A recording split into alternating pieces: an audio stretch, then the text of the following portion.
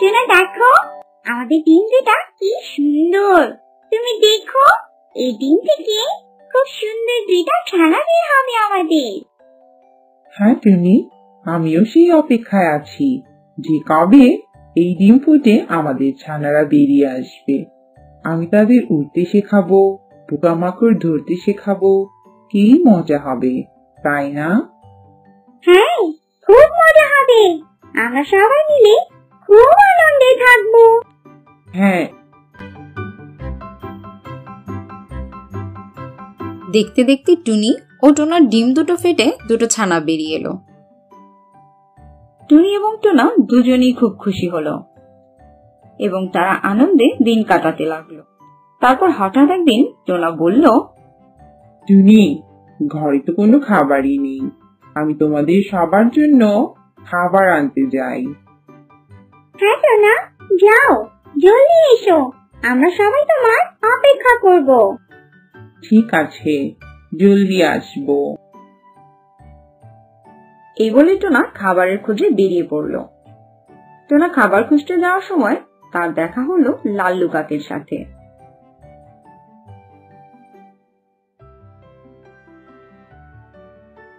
আরে টোনা, তুমি কোথায় যাচ্ছ একা একা? আমি শুনলাম তোমার দুটো ফুটফুটে ছানা হয়েছে। হ্যাঁ, তুমি ঠিকই শুনেছ। আর এখন আমি তাদের জন্যই খাবার খুঁজতে বেরিয়েছি লাল্লু কাক, কিন্তু কিছুই পাচ্ছি না। তোমার ছানাদের জন্য তো অনেক ভালো ভালো খাবার দরকার, ছোট ছোট পোকামাকড় দরকার, নইলে তো ওরা খেতে পারবে না। আমি একটা জায়গা চিনি, সেখানে অনেক ভালো ভালো খাবার আছে। তুমি চলো আমার সাথে। ঠিক আছে, চলো যাই। এই কথা বলে লাল্লু কাক টোনাকে নিয়ে গেল খাবারের খোঁজে অনেক দূরে। এদিকে টুনি ও তার ছানারা টোনা ও খাবারের জন্য অপেক্ষা করছে। অনেক দেরি হয়ে গেল, টোনা তো এখনো খাবার নিয়ে এলো না। সোনারা, তোমরা একটু অপেক্ষা করো, আমি একটু বেরিয়ে দেখি খাবার পাই কিনা।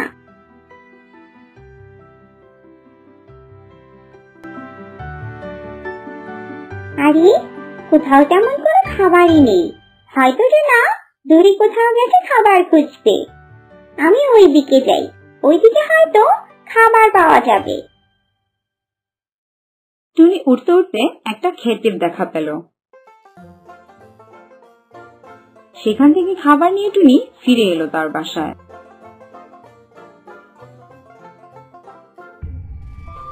টুনি তার নিরে এসে দেখে যে কে যেন তার ছানা দুটোকে খেয়ে ফেলেছে।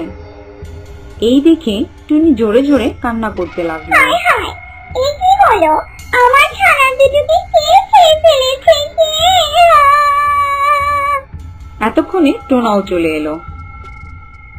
সেও বুঝতে পারলো কি হয়েছে এবং সেও কান্না করতে লাগলো। টুনি, আমাদের ছানা দুটোকে কে খেয়ে ফেলেছে? আমি জানি না টোনা। তারপর একটু দূরে টোনা কোনো একটা পাখির পালক দেখতে পায়।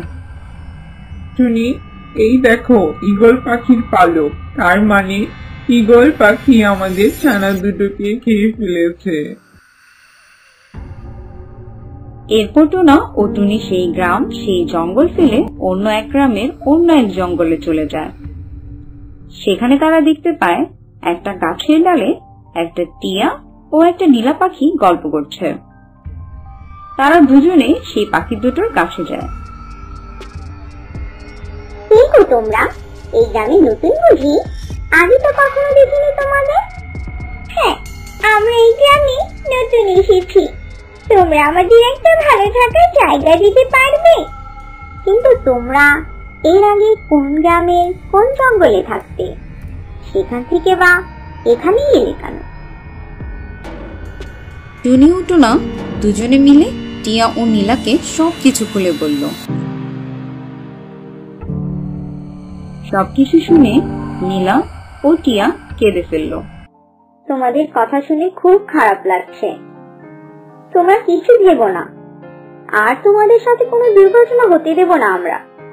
হ্যাঁ তাই, আমরা তোমাদের একটা নিরাপদ বাসস্থানের ঠিকানা দিব। চলো আমাদের সাথে। এই কথা বলে টিয়া ও নীলা টোনা ও টুনিকে নিয়ে এলো একটা ভুট্টা খেতে। টুনি, টোনা, তোমরা এখন থেকে এখানে থাকো। এই ক্ষেতটা অনেক বড় ও ঘন। এখানে তোমরা আরামে থাকতে পারবে, আর কেউ বুঝতেও পারবে না যে তোমরা এখানে আছো। এবার তোমাদের ডিম ফুটে খেলা বের হলে তাদের জন্য তোমরা এখানে অনেক খাবারও পেয়ে যাবে। টোনা ও টুনি সেই ভুট্টা খেতে তাদের বাসা তৈরি করলো। তারা সেখানে সুখে শান্তিতে থাকতে লাগলো। কিছুদিন পর তাদের আবার 2টা ডিম হলো। ডিম ফুটে ছানা বের হলো। টোনা ও টুনি দুজনেই খুব খুশি হলো।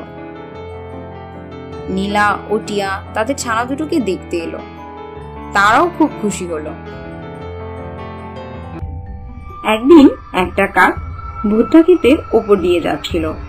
সে হঠাৎ টুনি ও তার ছানাদের দেখতে পেল। ও, এইখানে টুনির ছানা আছে। ঈগল মহারাজকে বলতে হবে। যাই, তাকে বলে আসি। ঈগল মহারাজ টুনির ছানাদেরকে খুব খুশি হয়ে যাবে, আর আমি তার খুব কাছের কাক হয়ে যাব।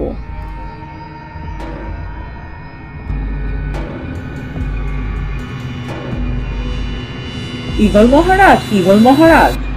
কি হয়েছে রে কাল্লু? মহারাজ, আপনার জন্য একটা সুসংবাদ এনেছি।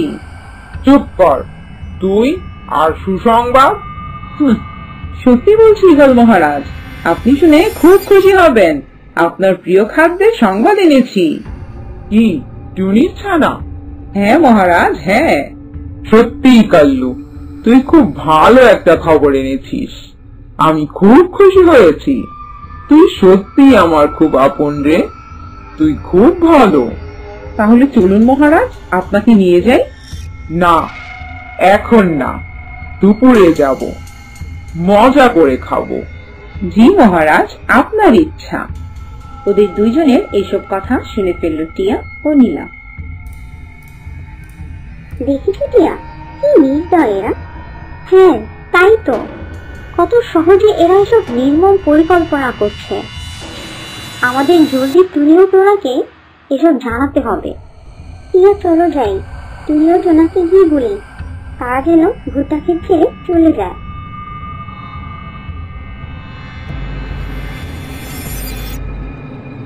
তারপর তারা দুজনে মিলে টোনা ও টুনিকে গিয়ে সব খুলে বলল। সব শুনে টোনা ও টুনি তাদের ছানাদের নিয়ে চলে গেল সেই গ্রাম থেকে অনেক দূরে।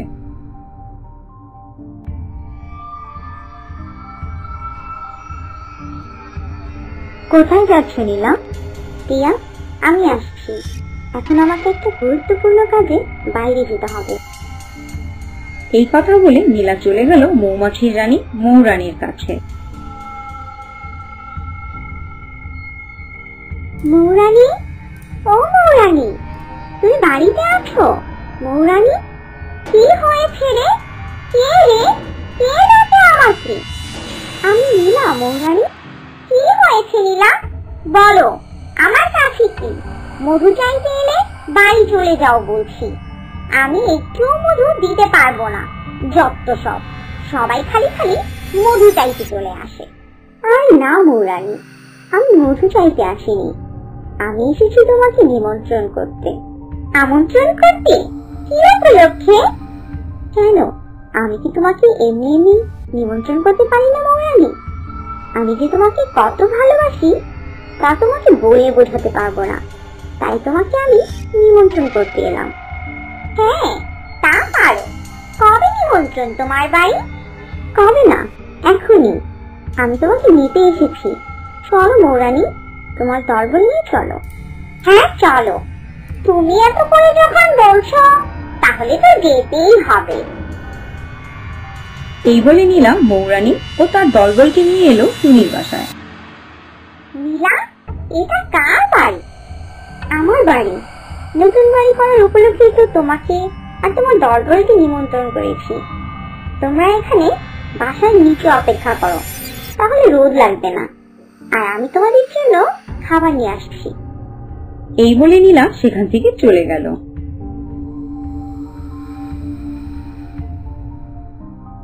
আর কাল্লু কাক ঈগল মহারাজকে নিয়ে এলো সেই ভুট্টা খেতে। ওই দেখুন মহারাজ, টুনির বাসা।